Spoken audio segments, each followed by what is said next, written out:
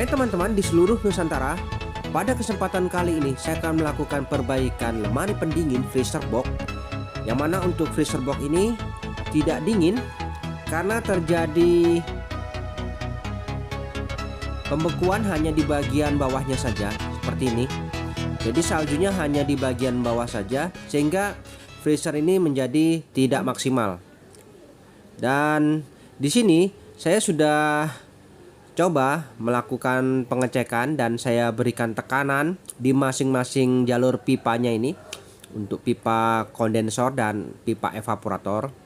Di sini untuk jarum manifold berwarna biru ini adalah jalur menuju ke evaporator, sedangkan jarum manifold berwarna merah adalah jalur menuju kondensor.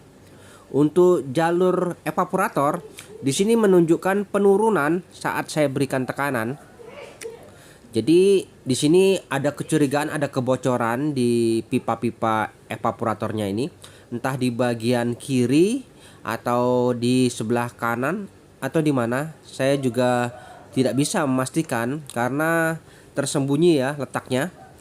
Jadi kita harus betul-betul pastikan lagi apakah memang benar kebocoran di pipanya atau di selang manifoldnya ya.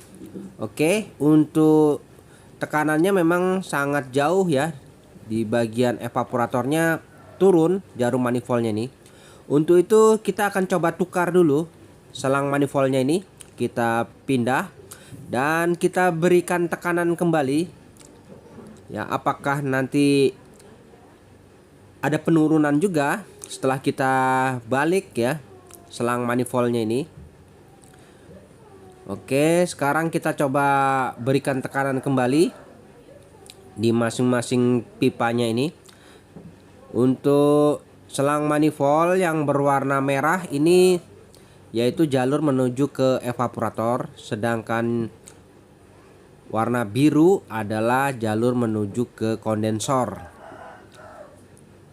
Oke, nanti kita akan coba cari trik termudahnya untuk mencari di mana letak kebocorannya ya. Oke, kita tunggu dulu dan kita akan coba berikan tekanan. Baik, di sini sudah mencapai di 400 PSI untuk jalur kondensor. Untuk evaporator saya rasa sudah cukup di 350 karena memang tidak mau bertambah. Kemudian kita cek apakah ada penurunan. Nah, ini di skala 350 dan ternyata memang benar, tetap terjadi penurunan di jalur evaporatornya. Nah, ini semakin turun ya perlahan. Yang awalnya 350, ini jalurnya yaitu menuju ke jalur evaporator. Oke. Jadi memang benar ada indikasi kebocoran di pipa-pipanya ini. Jadi di sini saya akan coba mencari di mana titik kebocorannya ya. Nah, dengan itu saya akan tutup dulu di sini untuk pembuangan airnya. Kemudian saya coba berikan air. Kita coba isikan air ini. Mungkin dengan cara apapun, yang penting nanti bisa tinggi ya sampai atas dan akan terlihat nanti di mana titik kebocorannya. Baik teman-teman, setelah saya penuhi level airnya dan benar di depan saya di sebelah kiri ternyata ada kebocoran ya. Oke, jadi di sini sangat mudah teman-teman. Kita tidak perlu membongkar semua ya. Kita cukup ambil titiknya saja dan kita akan langsung mencari di mana titik kebocorannya dengan cara kita coba belah sedikit dan nanti kita akan coba lihat di mana letak kebocorannya. Dan setelah saya coba buka sedikit, nah memang benar ya, di sekitaran sini memang ada kebocoran. Mungkin di pipa mana itu belum bisa terlihat. Baiknya untuk lebih jelasnya kita buka lagi yang lebih banyak. Dan volume air ini bisa kita kurangi supaya kita bisa tahu di mana letak sesungguhnya titik kebocorannya itu ya. Dengan cara seperti ini kita tidak perlu membongkar habis ataupun mengganti pipa evaporatornya. Oke, di sini setelah saya amati ternyata terdapat kebocoran di pipa bagian bawahnya saja ya. Nah, di sini jadi terasa sangat mudah ya teman-teman, karena ternyata kebocorannya hanya di bagian bawahnya saja dan kita tinggal melakukan perbaikan. Cukup mudah. Dan mungkin lebih jelasnya di sini saya coba perlihatkan lagi. Nah, di pipa bagian bawah, tepatnya di dasaran ini, di situ ternyata titik kebocorannya. Oke, kita coba kuak sedikit saja untuk platnya ini. Nah, di sini ya. Di sini kita bisa coba bersihkan. Kita pastikan di mana titik kebocorannya. Lalu nanti kita akan coba lakukan penambalan di sini. Untuk jenis bahan evaporator ini ada yang terbuat dari besi dan ada yang terbuat dari aluminium. Di video kali ini saya amati ternyata terbuat dari bahan besi. Jadi kita bisa melakukan pengelasan dengan menggunakan kawat tembaga atau perak yang dicampur dengan serbuk borak. Oke, kita coba pasangkan penompangnya ini, penghalangnya menggunakan sendok saja ya, supaya nanti pada saat kita lakukan pengelasan tidak membakar busa-busa semua. Jadi titiknya pas di tengah nanti. Baik, kita akan coba lakukan pengelasan. Di sini saya coba lakukan pengelasan menggunakan kawat tembaga atau perak yang sudah dicampur dengan boraks.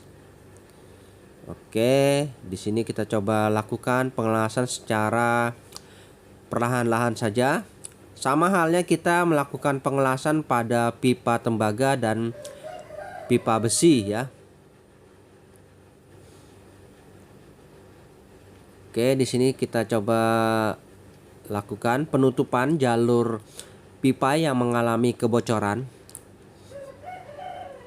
Dan saya rasa cara ini adalah cara yang paling termudah ya, tanpa harus mengerol pipa evaporator, karena kita cukup mencari di mana titik permasalahannya. Oke, sudah tertutup ya. Di sini sudah saya tutup jalur yang mengalami kebocoran. Selanjutnya kita coba pastikan lagi, kita coba berikan tekanan ya. Kita berikan tekanan lagi. Dan nanti kita pastikan apakah sudah tidak ada lagi bocor pada pipa evaporator. Oke, untuk jalur kondensornya tadi sudah bagus. Sekarang kita berikan tekanan lagi ya di pipa evaporatornya. Untuk kondensornya tidak ada masalah, tidak ada mengalami kebocoran. Jadi kita fokus saja di pipa evaporator di sini. Dan kita sudah amati ternyata mantap ya. Sudah tidak ada lagi kebocoran di jalur pipa evaporator, dan selanjutnya kita bisa rapikan saja kembali untuk platnya ini. Oke, kita coba tuang lagi, airnya lebih banyak dan ternyata memang sudah tidak ada lagi kebocoran. Nah, ini ya penghalang apinya, dari sendok saja sudah cukup. Oke, sudah tidak ada masalah lagi. Tekanan juga sudah konstan, tidak turun lagi di skala manifold. Mantap ya, artinya sudah tidak ada lagi kebocoran dan kita tinggal mengembalikan instalasi pipanya ini dan kita akan coba lakukan pemvakuman. Untuk platnya ini kita rapikan dulu. Dan di sini kita coba sambungkan kembali jalur-jalur yang sudah saya potong tadi. Yang mana tadi saya memotong pipa kondensor, pipa evaporator sudah saya sambung. Kemudian pipa kapiler sudah saya sambung juga. Di sini saya sambung menggunakan pipa juga sedikit ya. Sambungan seperti ini tidak masalah. Yang penting tidak terjadi kebuntuan saja pada pipa kapilernya. Oke, selanjutnya kita coba lakukan proses pemvakuman, yang mana kita hidupkan dulu mesin kompresornya. Di sini ada pipa pembuangan udara, dan nanti kita pasang dulu untuk spuyer pentil pengisian ini pada pentil pengisian. Oke, saya pasang dulu spuyernya dan biarkan mesin kompresor aktif. Dan siapkan manifold, pasangkan selang manifold pada pentil pengisian. Ini adalah proses pemvakuman. Untuk proses pemvakuman biasa pastikan dulu sirkulasi udaranya lancar, kemudian keran kita tutup, dan dirasa sudah yakin, lakukan proses pemvakuman ini kurang lebih sekitar 30 menit. Oke, seperti ini ya. Dan di sini udara pada pembuangan nanti biarkan sampai habis ya. Di sini masih ada udara, biarkan saja kurang lebih 30 menit. Dan sambil menunggu waktu, kita coba rapikan dulu di sini platnya ini supaya tertutup kembali. Bagaimana caranya? Bebas saja, yang penting bisa rapi ya, bisa dilakban. Di sini saya coba tutup menggunakan aluminium foil ya. Sudah tertutup semua. Oke, sudah terlihat lumayan rapi ya. Selanjutnya kita tutup saja kembali dan kita akan melakukan proses pemvakuman dan pengisian ya. Oke teman-teman, di sini coba kita lihat jarum manifold sudah menunjukkan di skala minus 30 PSI. Pastikan udara sudah tidak ada lagi pada pipa pembuangannya ini. Kemudian bisa kita lakukan penyegelan. Nah, di sini kita segel dan kita tutup menggunakan las saja ya. Dan untuk teman-teman, proses pemvakuman alangkah baiknya menggunakan mesin vakum supaya mendapatkan hasil yang lebih maksimal. Oke, di sini kita coba tutup untuk jalur pembuangan udara, dan selanjutnya kita akan coba lakukan proses pengisian gas freon. Di sini saya menggunakan freon Clea R134A ya, kalengan. Oke, kita pasangkan dulu selang manifold pada keran freon. Kemudian kita coba buka dulu kerannya, dan di sini gas freon mengalir. Dan jangan lupa buang udara yang terjebak pada selang manifold terlebih dahulu ya, sebelum kita mengisikan freon ke dalam sistem. Dan dirasa sudah aman, selanjutnya baru boleh kita melakukan proses pengisian gas freon ke unit. Oke, lakukan proses pengisian gas freon ini secara bertahap dan pelan-pelan saja, jangan terburu-buru. Dan kita juga bisa cek nanti berapa tekanannya, berapa PSI. Dan jangan lupa di sini bisa kita pasang tang ampere untuk melihat arusnya berapa ya.